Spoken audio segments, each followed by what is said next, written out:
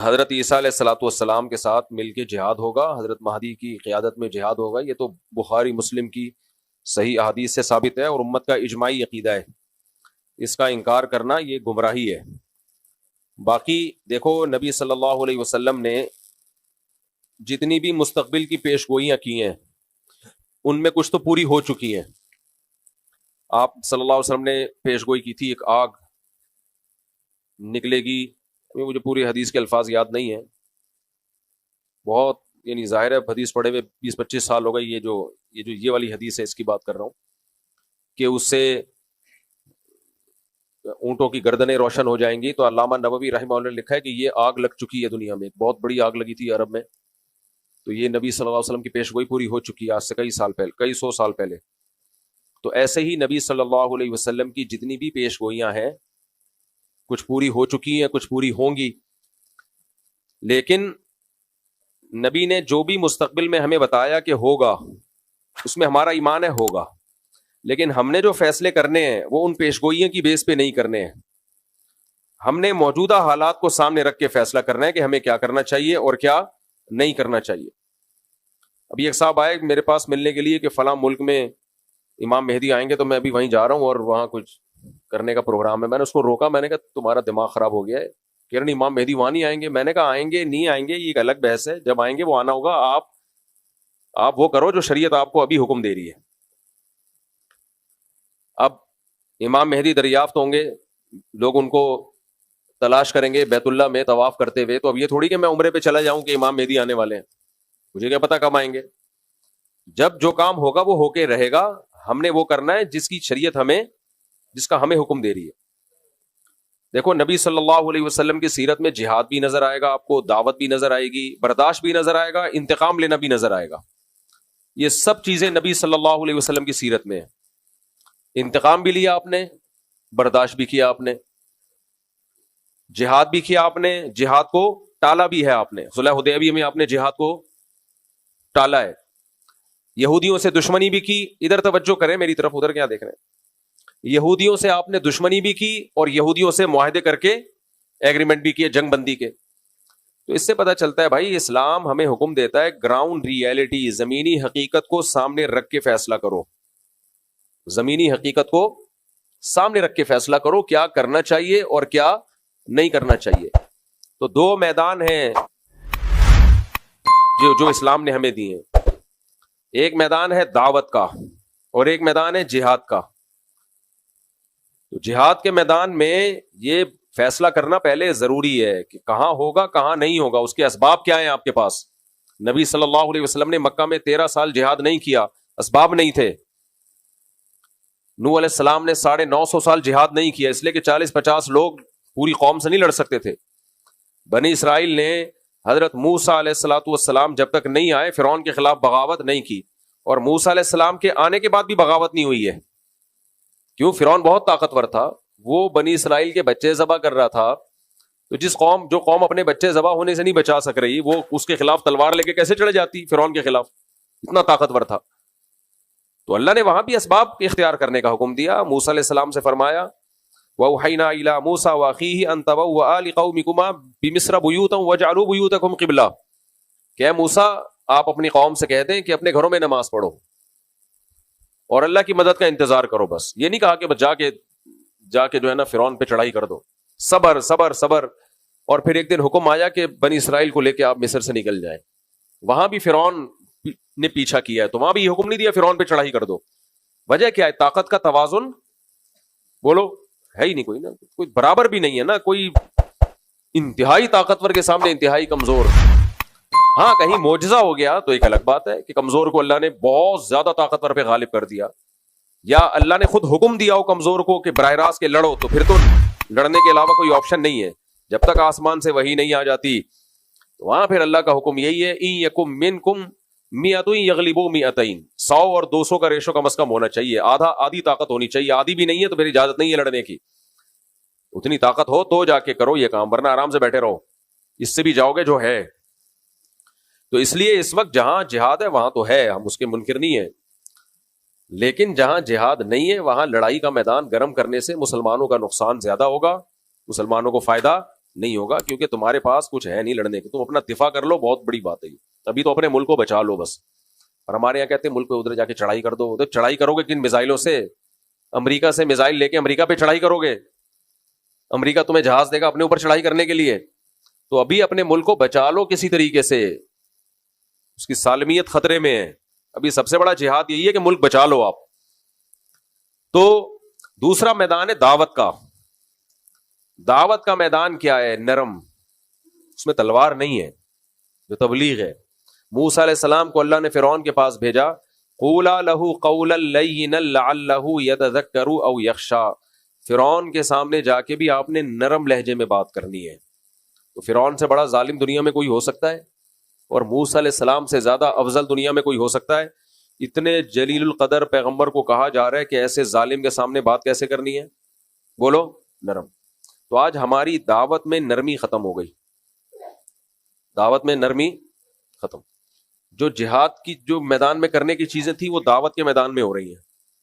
اس کو وہ بھی کافر ہے, وہ بے پردہ عورتیں. اب بے پردہ عورتوں میں بیان ہو رہا ہے تو یہ تھوڑی بیان ہوگا کہ تم سب جہنم میں جاؤ گے, سے وہ پردہ تھوڑی کر لیں گی. وہاں تو ادعو الی سبیل ربک بالحکمۃ والموعظۃ الحسنہ, اس کو تو حکمت سے دین کی دعوت دینی ہے, ان کو تو قریب کرنا ہے دین کی دعوت کے لیے. تو یہ بہت بڑا مسئلہ ہے. اب گھر میں جو شخص دیندار بن جاتا ہے وہ بدتمیز بہت ہو جاتا ہے. گھر میں جو بھائی نمازی پرہیزگار ہوگا وہ کیا ہوگا؟ بدتمیز. تو ماں باپ کہتے ہیں باقی سارے نارمل ہیں, یہ کچھ عجیب سی چیز آ گئی ہے مارکیٹ میں.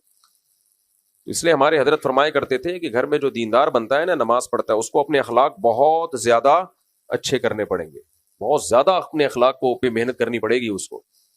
تو دیندار لوگوں کو چاہیے بہت زیادہ احتیاط برتیں وہ, اس سے اللہ ان کے درجات بلند کرے گا. بات بہت لمبی ہو گئی, تو خلاصہ کلام کا یہ نکلا کہ بھائی جب امام مہدی آئیں گے جہاد ہوگا, عیسیٰ علیہ السلام آئیں گے جہاد ہوگا. ابھی آپ جو زمینی حقیقت کو دیکھ کے جو کرنا ہے آپ وہ کرو.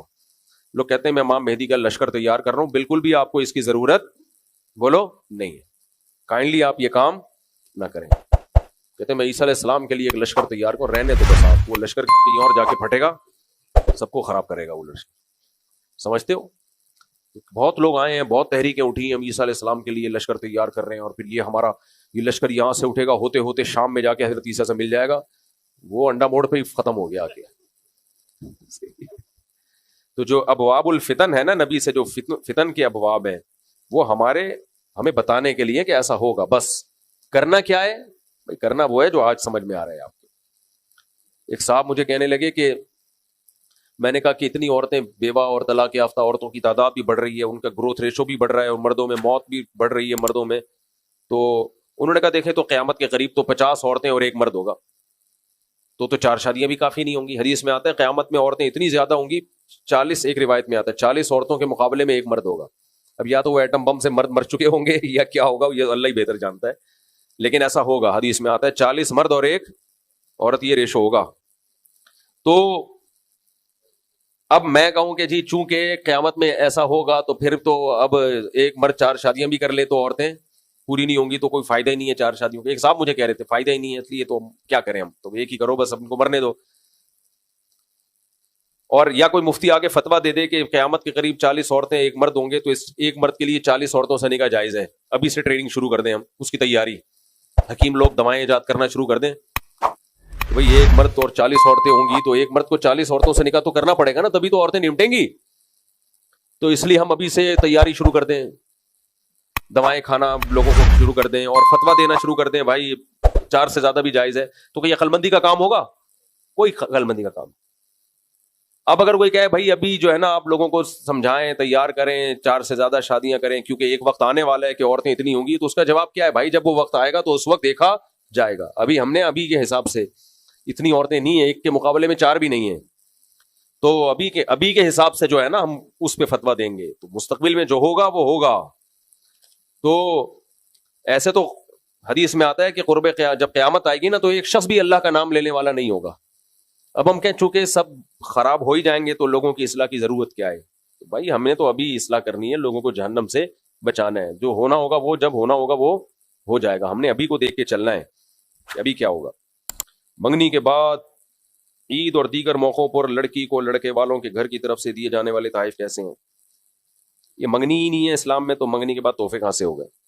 خطبہ کا لفظ ہے عربی میں، اور حدیث میں بھی خطبہ کہتے ہیں نکاح کا پیغام بھیجنا. بھائی آپ کو کوئی رشتہ پسند آ رہا ہے، 2 رکعت پڑھ کے استخارہ کیا، سنت استخارہ، اس میں نکلے گا کچھ بھی نہیں، اس میں نکلتا کچھ بھی نہیں ہے. استخارہ ایک دعا ہے، اللہم ان کنت تعلم ان ھذا الامر خیر لی فی دینی ومعاشی وعاقبۃ امری فاقدرہ لی، اللہ مقدر کر دے اگر یہ بہتر ہے. تو بس 2 رکعت پڑھ کے دعا مانگی، اور کرنا کیا جو سمجھ میں آ رہا ہے، جو سمجھ میں آ رہا ہے تو وہ کر لینا ہے. جیسے میں نے جب دوسری شادی کا ارادہ کیا، جہاں میں نے پیغام بھیجا استخارہ بھی احتیاطاً کر لیا، اور دل میں یہ تھا کہ کرنا تو ہے یہیں پہ. کرنی کہاں ہے؟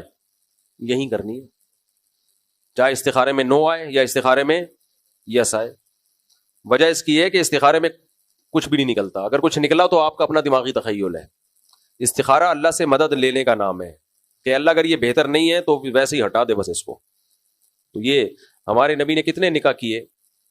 حضرت موسیٰ علیہ السلام کا واقعہ میں 20 دفعہ سنا چکا ہوں.